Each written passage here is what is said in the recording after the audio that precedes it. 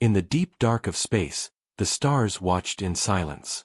The galaxy was old, full of empires that had risen and fallen, but one thing never changed: they all believed humanity was weak. Earth was young, far away from the great star lanes, with small trade and no real power in the Council of the Stars. The great alien races often spoke of them as children, too fragile for the cold void. But that night, something changed. A whisper moved through the network of the galaxy, a signal that should not exist. It was faint, like the heartbeat of a ghost, but it carried coordinates no one could explain. At first, only a few traders caught it. They sent messages to their governments, thinking it was a pirate beacon or maybe a lost colony asking for help. But when the signal kept repeating, louder each hour, the council grew uneasy. The Galactic Council, made of the most powerful races, gathered in a silent chamber floating above a dying red star. Long tables of crystal and light reflected their uneasy faces. High Chancellor Varix of the Vul Empire spoke first, his voice cold and sharp. "This is coming from the outer void," he said, pointing at the holographic map. "No registered fleet moves there. And yet, something is there." The other council members murmured. Some laughed softly. "Perhaps humans are playing at war games again," one said with a hint of mockery. "They send their little probes, and they think they matter." The room shared a bitter laugh, but a few eyes stayed serious. The signal was not random. It was precise, calculated, and old in its code style, yet it carried a mark that only ancient warships used, a war signal. A decision was made. A single scout ship would go. Small enough not to provoke a war, armed enough to defend itself if needed. Commander Lurek, a young officer of the Sharn Dominion, was chosen to lead. His ship, a sleek blade-shaped vessel, jumped through the dark using its full drive, leaving the warm lanes of known space behind. Days passed.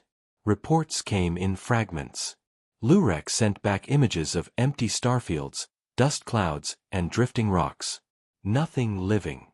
Nothing that explained the pulse. But then his last message arrived. His voice was tense. "We have found something," he said. The recording flickered with static. "It is huge." "No, it is," and the message cut off. The council chamber turned silent when they played it. Only a faint echo followed, a deep hum, like a sleeping giant breathing. Then nothing. No more contact. The Sharn Dominion demanded answers. The Vul Empire wanted to send a fleet. The rest argued for caution.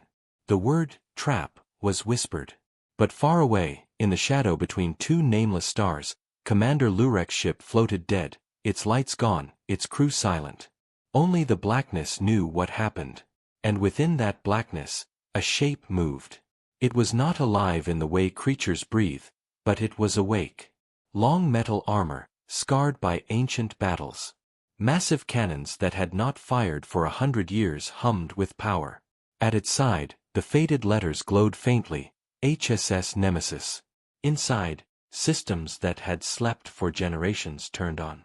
Human code scrolled across black screens. A voice, calm and cold, whispered to the empty bridge, "Power at 30%. Awakening sequence complete." Somewhere in the void, a small light blinked, a human transmission, encrypted, old as the first Mars colonies. Earth had called. The galaxy had ignored them for too long. Now something from Earth had answered. And it was not a diplomat. It was a battleship. The Nemesis did not rush. It waited, silent as a predator under the sea, letting the galaxy wonder, letting fear spread like slow poison. The signal pulsed again, louder now, reaching planets where humans were still mocked in taverns and markets. A ghost, they called it. A myth.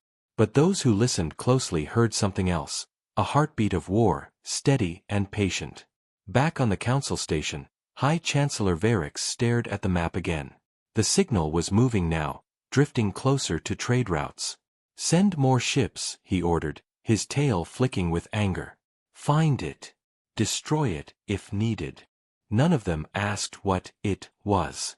They all assumed it was a pirate base, or maybe a human experiment gone wrong. No one imagined Earth could build something the galaxy would fear. Not yet. The Nemesis engines purred. Its sensors scanned the stars, marking every ship that tried to follow. One by one, the watchers disappeared, either lost to static or silenced before they could speak. And still, the galaxy slept, believing this was just another rumor. But the whisper had started, and in the cold between suns, something ancient and human was coming alive. Soon, the stars would no longer laugh at Earth. The council station floated in the dark, its metal rings spinning slowly as if time itself was holding its breath. After the scout ship vanished, the whispers grew louder across the stars. Merchants spoke of a shadow that blocked their sensors. Miners swore they saw a great dark wall in deep space, but when they turned their ships, it was gone. Panic was small at first, hidden behind political words. But in the council chamber, there was no laughter now. High Chancellor Varric stood tall, his thin fingers tapping the table. "The Sharn Dominion demands action," he said coldly. "Their ship is gone. Their families want answers." Admiral Kirill of the Zareth Empire leaned forward, his scaled face tight. "It was a human trap," he said. "They play with signals to draw us in." Others shook their heads. "Humans? They barely have a fleet. Their largest warship is smaller than our patrol cruisers," said a pale being with 4 golden eyes. But the signal kept pulsing. Each time, it moved slightly, like a hunter waiting for prey. In a dark corner of the chamber, an older alien with silver horns spoke quietly. "Whatever this is, it is not random. It wants to be seen, but only enough to make us afraid." And they were afraid, though none said it aloud. Finally, they agreed to send a second team, this time a fleet of 5 ships, not 1. They would travel together, armed with plasma lances and shield walls, strong enough to crush any pirate station or human base they found. At the same time, far away near Mars, a secret hangar door opened for the first time in 100 years.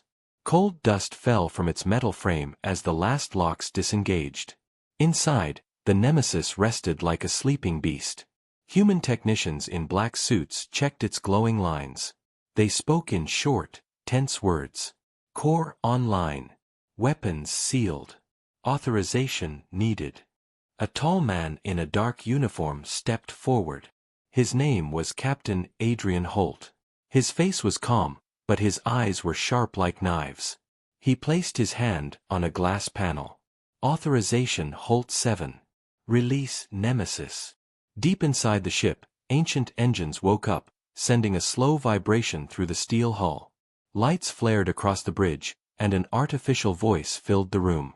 "Nemesis online. Power at 80%. Targeting systems scanning." Captain Holt looked at the stars beyond the hangar. "They think we are silent," he said quietly. "Let them think that." Back in the distant void, the alien fleet approached the last known coordinates of the missing scout. Their sensors scanned every rock and frozen particle. Nothing. Empty space. "Spread formation," ordered Commander Varel, a young but proud officer. "We will flush them out." Hours passed. Then one of the ships picked up a shadow at the edge of its vision, a dark outline moving slowly against the starfield. "Contact. Bearing 247. The officer shouted. The fleet turned as one, weapons armed. Their lights cut through the blackness. For a moment, it seemed like nothing was there. Only drifting ice. Then it moved. A massive hull, black as night, slid out of the dark like a predator from deep water. No running lights, no transponder, only a faint glow where its cannons rested. The alien ships hesitated. "Identify yourself," barked Commander Varel through the comms. Silence. Again, "Unknown vessel, this is the Zareth fleet." "State your purpose." Silence answered. And then, without a warning shot, the shadow disappeared from their sensors and reappeared behind their formation. Alarms screamed. "How did it?" one officer cried before a surge of static drowned his words. On board the Nemesis, Captain Holt watched quietly. "Test their courage," he said. A single beam of concentrated energy lanced out from the ship's side, cutting through an alien destroyer like paper. The explosion lit up the dark, a brief sun among the stars. The rest of the fleet scattered in panic, trying to form a shield wall, but their systems were too slow. The Nemesis did not chase. It simply drifted closer, each movement precise, each second building a wall of fear around its enemies. One alien captain tried to open a channel again. "Human vessel, why do you attack?" he shouted. No reply. Only the deep hum of the ship as its weapons charged again. The fleet broke formation and ran, their engines burning blue trails into the void. One by one, their signals faded as they jumped to safety. Only Commander Varel's ship remained long enough to send a final burst message. "This is no pirate. This is something else. It hunts." Back on the council station, the message played in silence. No one spoke. High Chancellor Varix turned his gaze to the stars and whispered, "What have the humans built?" Far behind him, in the secret Mars hangar, the Nemesis completed its activation sequence. It was no longer waiting. The galaxy had looked down on Earth for too long. Now, something ancient and prepared had started to move. The void was no longer silent. It carried fear now, spreading from ship to ship, world to world. The 5-ship fleet sent to find the shadow was gone, scattered like dust in the wind. Only fragments of their reports remained, broken signals, panicked voices, a single name whispered in static: Nemesis. The Galactic Council listened to those fragments in cold silence. They still did not believe a single human ship could do this. Pride was a heavy chain, and none of the great empires wanted to admit they were afraid of Earth. Admiral Kirill slammed his scaled fist on the table. "We outnumber them 1,000 to 1, he said. "Send a real force. Crush this ghost before the traitors spread more fear." The council agreed. This time they did not send a handful of scouts. They sent a war group, 20 destroyers, 10 heavy cruisers, and 2 carriers, each armed with the best weapons of 3 empires. It was more than enough to erase any human colony. At least, that is what they believed. The fleet entered the dark sector where Nemesis was last seen.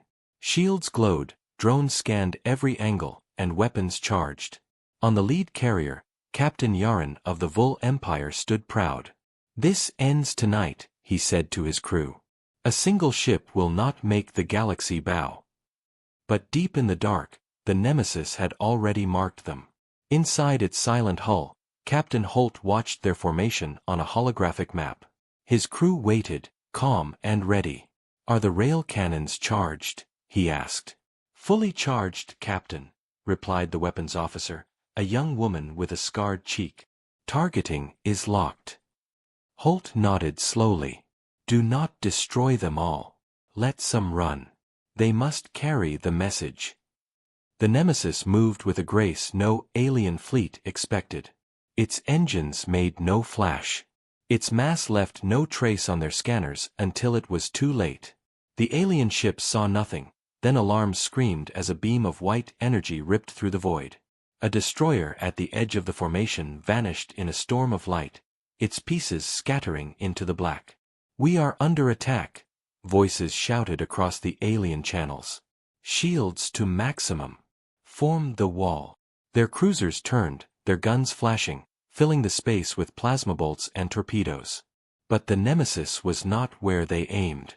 It shifted, phased, its dark hull bending light like water. Shots passed through where it had been seconds before. Then another beam fired, this one slicing the wing off a carrier. Fire blossomed in the vacuum, silent and deadly. Panic began to eat their discipline. Some captains tried to retreat. Others screamed for reinforcements. "Stand and fight." Captain Yaren roared, but even his voice carried fear now.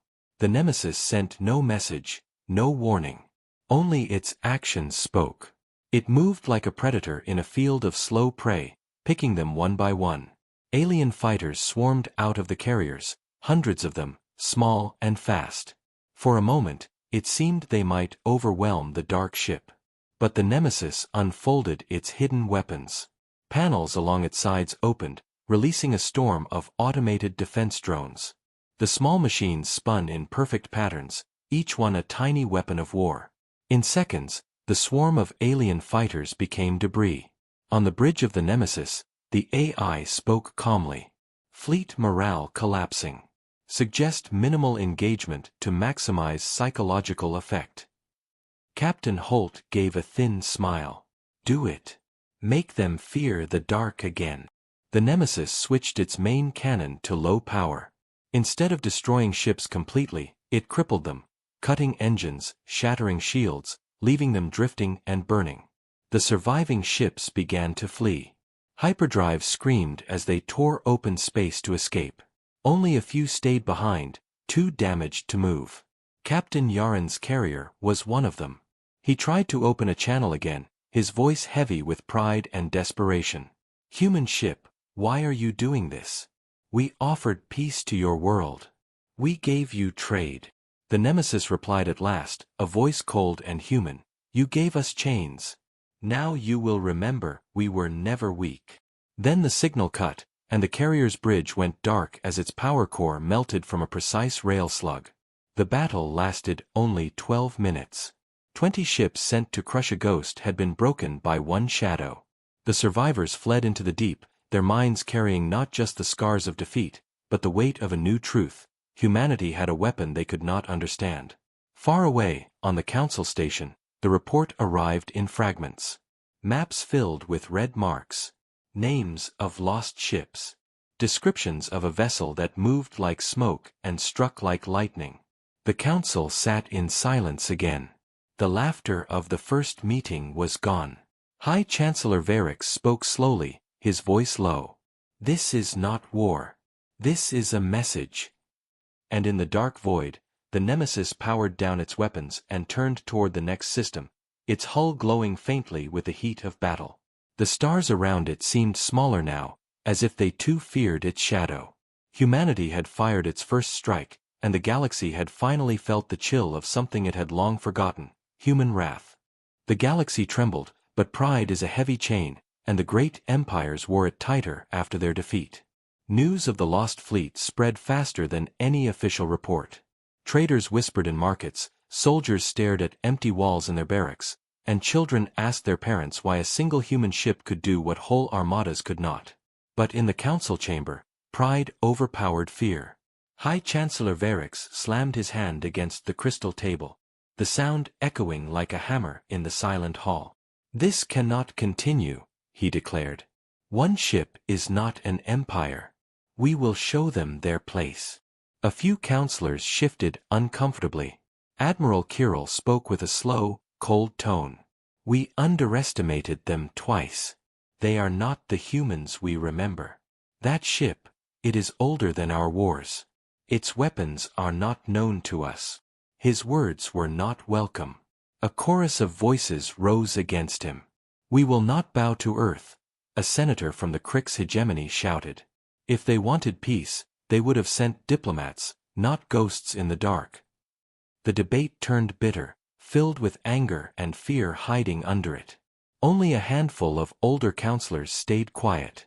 They remembered a time when humans fought with desperation, when their small fleets had burned like torches to defend their homeworld centuries ago. They knew the look of patience that came before fire. But their voices were small. The council voted. They would not negotiate. They would not offer talks. They would send a message of their own, one of force. A war fleet unlike any before began to gather. 300 ships. Dreadnoughts the size of cities, carriers carrying legions of soldiers, cruisers from 5 empires joined together. It was not just a fleet, it was a declaration that the galaxy would not kneel to a single shadow. On the hidden base near Mars, Captain Holt read the intercepted message of their assembly. His crew watched in silence. The Nemesis bridge was dim, its lights soft against the cold metal walls. The AI voice spoke. Enemy fleet massing in the Lysian corridor. Estimated time to readiness, 72 hours. Holt's jaw tightened. They learned nothing, he said. They think numbers will save them. The weapons officer asked quietly, Do we strike first? Holt shook his head. No. We let them come.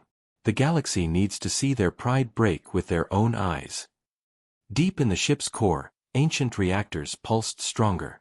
Shields were recalibrated. Cannons were cleaned and aligned. A ghost of a war long prepared was ready to walk again. The enemy fleet moved with confidence. Their admiral spoke boldly on encrypted channels. "We will crush them and send their broken hull to Earth as a warning," one said. "This is no warship, it is a rogue machine," said another. Fear did not vanish, but it was wrapped in arrogance, the same arrogance that had made them laugh at humans for centuries. Civilians in the trade lanes began to flee. Ships carried refugees toward the inner worlds. Planets shut down their spaceports quietly at night. No one wanted to be in the path of Nemesis, yet no one dared to say it aloud. In one mining colony, a child asked his mother, "Will the humans come here?" The mother did not answer. She only held him tighter as the evacuation sirens wailed.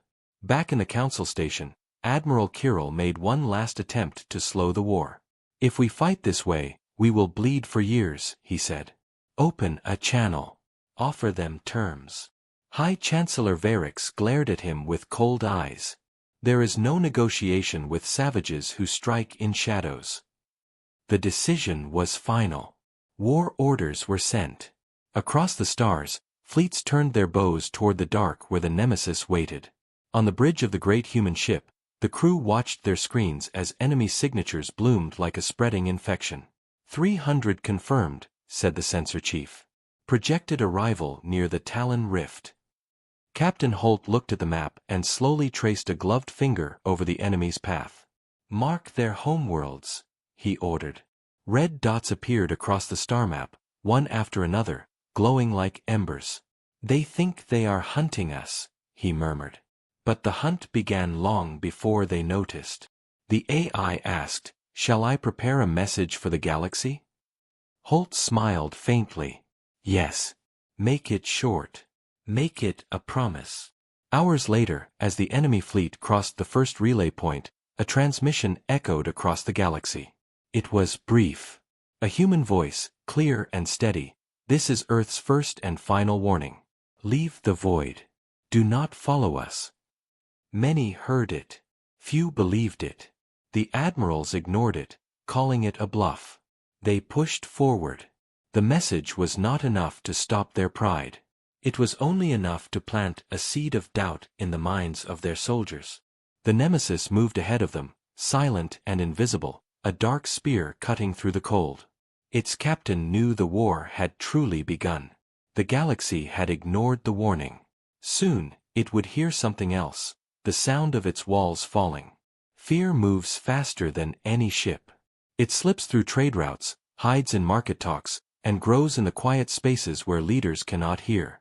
After the human message spread, the galaxy did not sleep as before. Merchant ships changed their paths, colonies packed their goods, and whispers became warnings. "The Nemesis is coming," they said in low voices. "It burns fleets and leaves ghosts behind." The great fleet of 300 ships still pushed forward with pride, but the soldiers inside felt the cold weight of doubt. They heard the stories. Some had family on the lost fleets.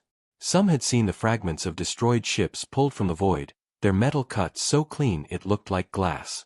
Children on distant worlds asked questions no one wanted to answer. "Are the humans monsters?" a boy asked his father in the crowded port of Veralis. The man only looked away, gripping his child's hand as evacuation lines moved slowly toward the ships. Traders started charging higher prices for safe routes. Refugees paid gold for shadows to hide in. The council called this weakness. They told their people to be strong, to trust in numbers. 300 ships cannot lose to one, they said again and again. But numbers are loud, and fear listens to silence. In the quiet dark between stars, the Nemesis moved without a sound. Inside, Captain Holt studied reports of fleeing civilians and shifting fleets. His crew spoke little. They all knew what was coming. "They do not see the pattern," said the weapons officer. "They think we will strike their fleet head-on." Holt nodded. "We will not. We strike their walls, their fuel, their gates. When they turn, they will find only smoke."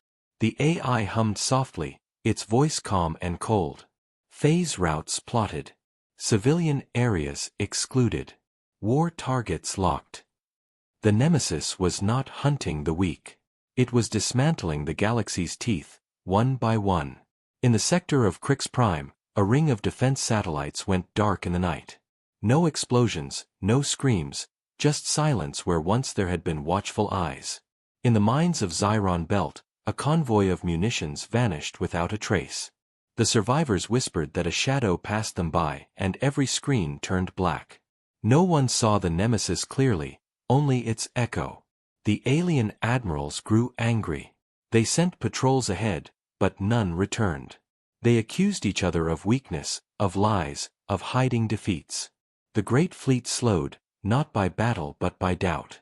Soldiers whispered that their leaders had lied about the power of humans.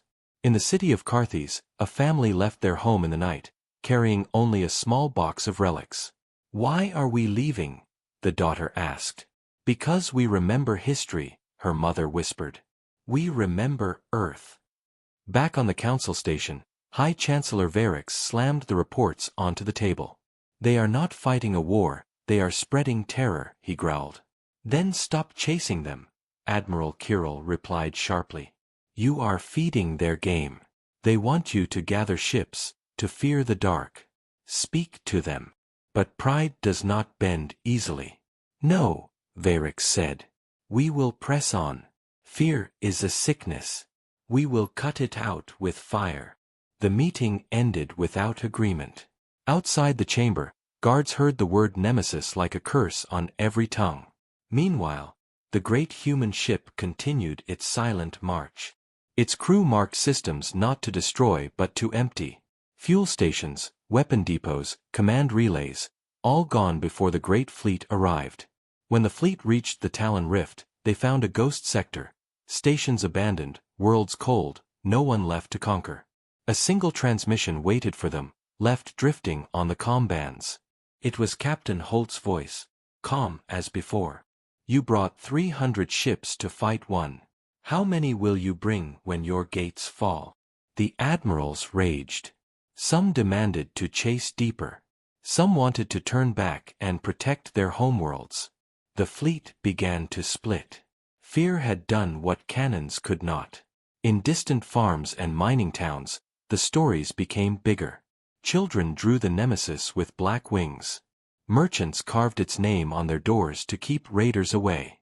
Even pirates fled from its shadow. It was no longer just a ship. It was a message. On board Nemesis, Holt stood at the main screen, watching the enemy lines fracture. The AI reported, civilian movement increased by 30%. Enemy command losing cohesion. Holt said nothing for a long moment. Then he whispered, "Good. Let them run. Fear is a sharper blade than steel." The stars outside the bridge glowed cold and endless. Somewhere out there, the great fleet still crawled forward, but its heart was breaking. And in the growing emptiness of space, Nemesis turned its engines toward the next gate. The galaxy had wanted a war. What it received was a shadow that made even war feel too quiet. The great fleet was breaking, but pride still burned in the hearts of its leaders. The council could feel their grip slipping as colonies fled and markets turned silent. Whispers had become screams in some sectors. Soldiers no longer marched with straight backs, they looked over their shoulders at shadows that were never there. High Chancellor Varix called another war meeting, his voice sharp like a blade. "Enough of this slow bleeding," he said. "We will end this ghost in one strike. We will set a trap." The plan was dangerous, but desperation often makes the proud bold. They chose the Nerix Nebula, a storm of gas and broken moons. Its fields could hide 1,000 ships. They filled it with mines, drones, and ambush fleets. The bait was a convoy of fake supply ships, broadcasting a weak signal of distress. The hope was simple: lure the Nemesis in, close the jaws, and crush it. Admirals boasted in the council hall. "No shadow can survive in a cage of 300 ships," said one. "We will cut it open and drag its carcass to Earth," said another. Civilians were told the war would end soon. Posters promised safety. Markets reopened with forced smiles. But deep inside, fear still moved, quiet and patient. The Nemesis received the signal days later. On its dark bridge, Captain Holt stood before the map of the Nerix Nebula. His officers watched in silence.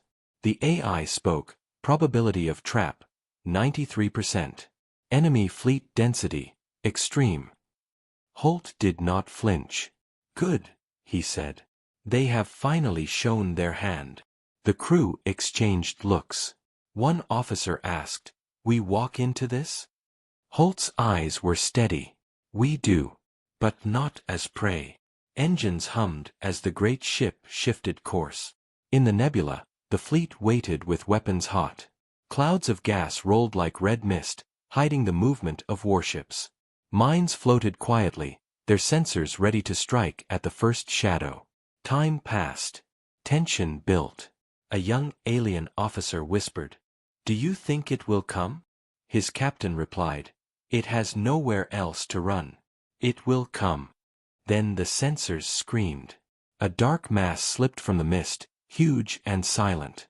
The Nemesis. It moved slow, almost calm, like a predator that had accepted its fate. The admirals gave the order. "Close the jaws. Fire all batteries." A storm of plasma, missiles, and energy beams filled the nebula. Explosions turned the gas clouds into burning waves. For a moment, it looked like the trap had worked. But then the readings twisted. The ship in their sights flickered, broke into static, and vanished. What is happening?" one commander shouted. Another screen lit up. The Nemesis was behind them now, then to the left, then above. It was everywhere and nowhere. Their scanners spun wild. Mines detonated against empty air. Drones turned on each other, confused by false echoes. On the bridge of the Nemesis, Holt gave the command. "Activate phase veil."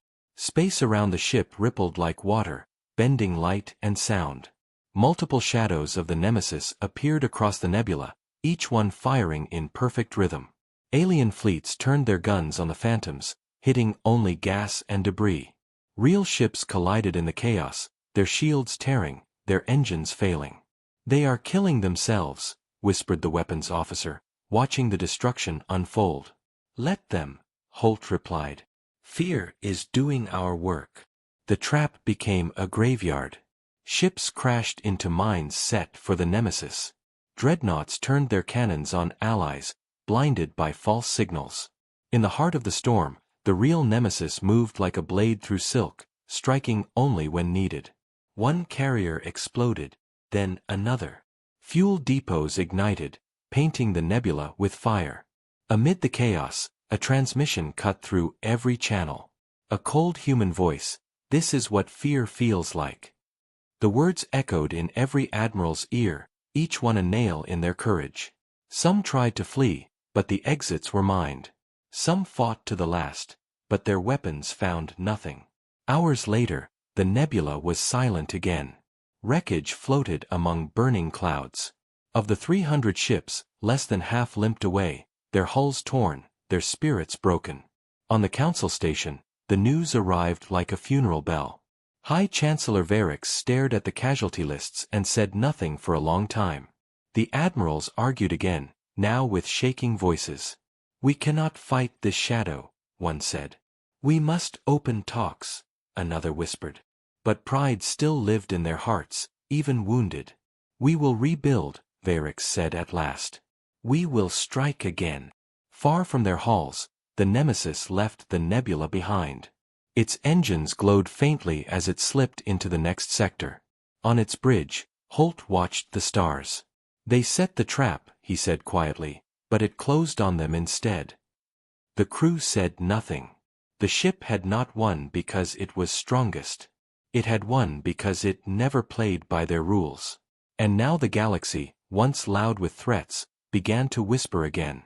The name Nemesis no longer meant just a ship. It meant a promise. The nebula burned behind them, but the galaxy still did not understand. They thought the Nemesis was only a weapon, a monster born for destruction. They saw its cannons, its phantoms, its cold silence, and believed that was all it was. But deep inside the ship, where old lights glowed and steel walls whispered with memory, the truth was waiting. On the bridge, Captain Holt stood over a dark console. A transmission flickered alive, not from the Council, not from any empire, but from Earth itself. The face of an old general appeared, lined with age and shadows. "Phase 1 complete," the general said. "The alliances have cracked. Their pride is bleeding. It is time to tell them why we came." Holt's crew listened in silence. Some looked confused. Others already knew. The Nemesis was never built to conquer the galaxy. It was built to prepare it. Long ago, before the stars mocked Earth, before the Council shut its gates to human trade, a signal had reached the edge of the solar system. It was not from the known races. It was older, colder, from beyond the galactic rim. Probes vanished when they went to meet it. Colonies near the dark edge were found empty, their cities intact, their people gone. The governments of Earth hid this truth. They built the Nemesis in secret, not to fight the Council, but to shape it, to make it fear, to make it unite, to make it ready. They would never listen to diplomacy, the general said. They would never stand together unless they had a shadow to haunt them. Holt nodded slowly. "So we became the shadow." The crew understood now. Their mission was not endless war. It was the spark of a greater fire, one that might save them all or burn them together. Meanwhile, in the Council station, fragments of old human codes began to surface, stolen by spies. A team of agents from the Sharn Dominion returned from a failed infiltration on Mars with a single data crystal. The Council pored over it. What they saw chilled even the proudest among them. Ancient star charts showing an unknown region far beyond the galactic rim marked with a single word, exile. Files showed missing colonies not destroyed by humans but erased by something else, something with no name, only a dark symbol carved like a claw through the void. "This cannot be real," whispered Admiral Kirill, staring at the projection. "If it is," another counselor said quietly, "then we have been fighting the wrong enemy." Panic began to shift its shape.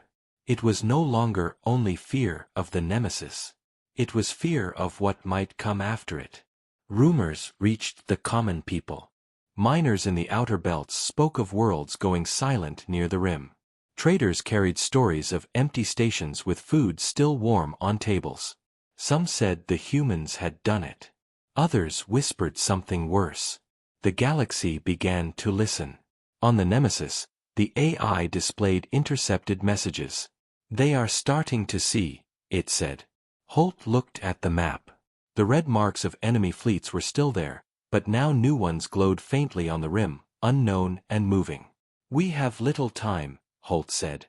"We need them to stop fighting us and start preparing." The weapons officer frowned. "They will not trust us. Not after this." Holt's eyes were cold. "They do not have to trust us. They only have to fear the other more." A plan was set. The Nemesis sent a new transmission, one that played across every major world, every fleet, every council chamber. It showed no weapons, no fire, only stars turning black one by one at the edge of the galaxy. A human voice spoke, calm and clear. "We did not come to conquer you. We came because something else is coming. We warned you with blood because you would not listen to peace."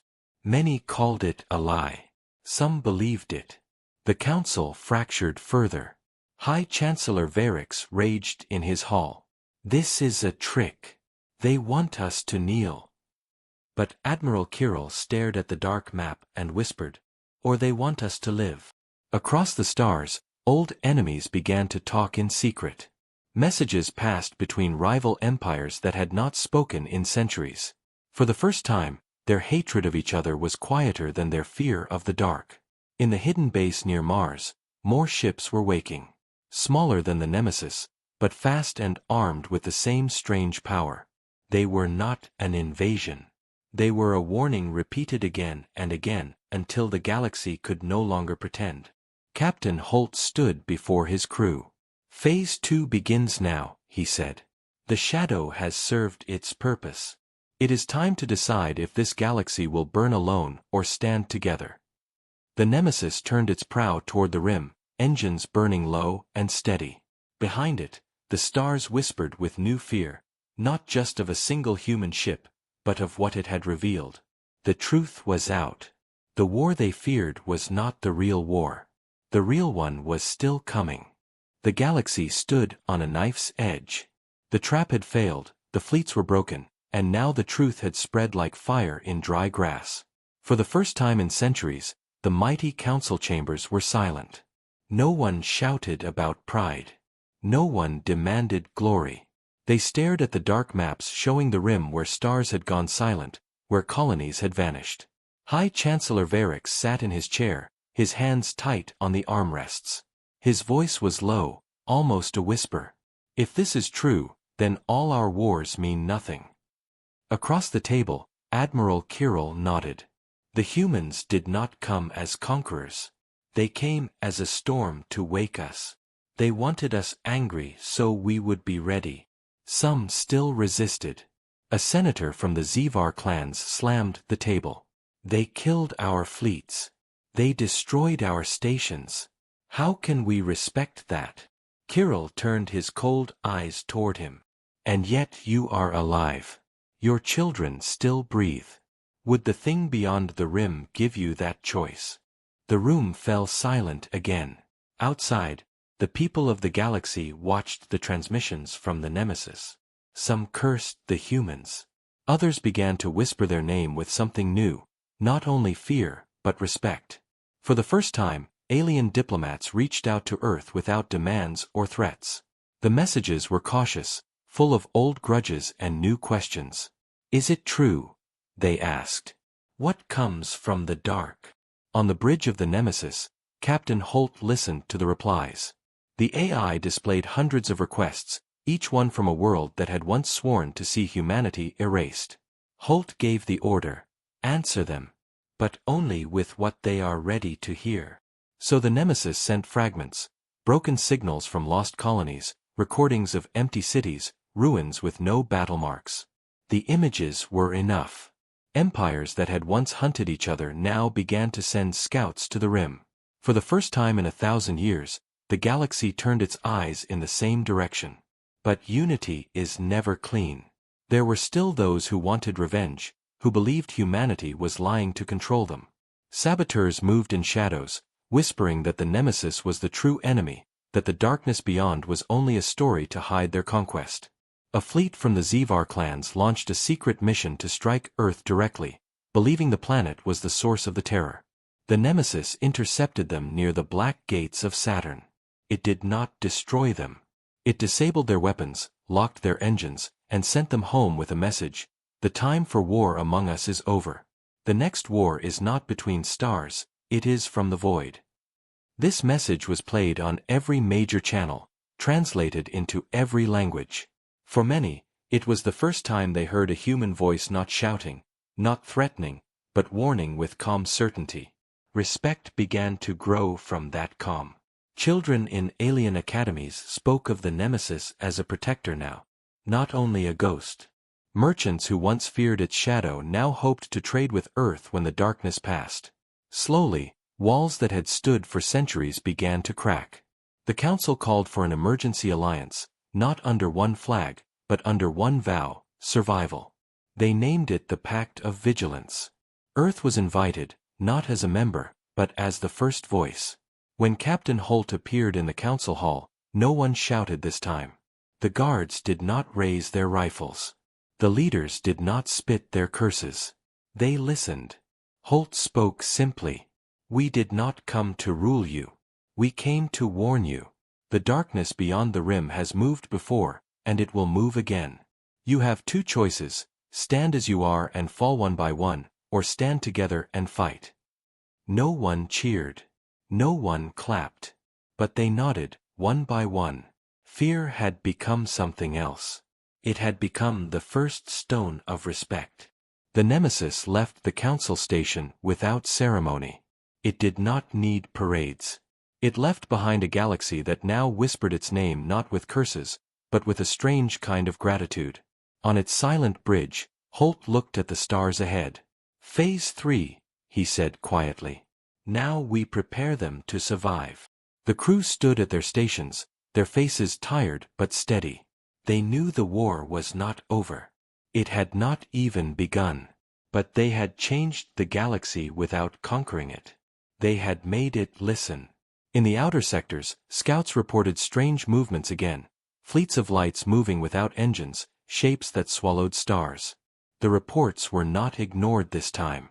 Fleets from 5 empires set course to investigate, flying side by side for the first time in their history. Respect had done what fear alone could not. It had started a new kind of alliance, one that might stand when the real shadow came. And far beyond them all, in the dark between galaxies, something old stirred and began to move.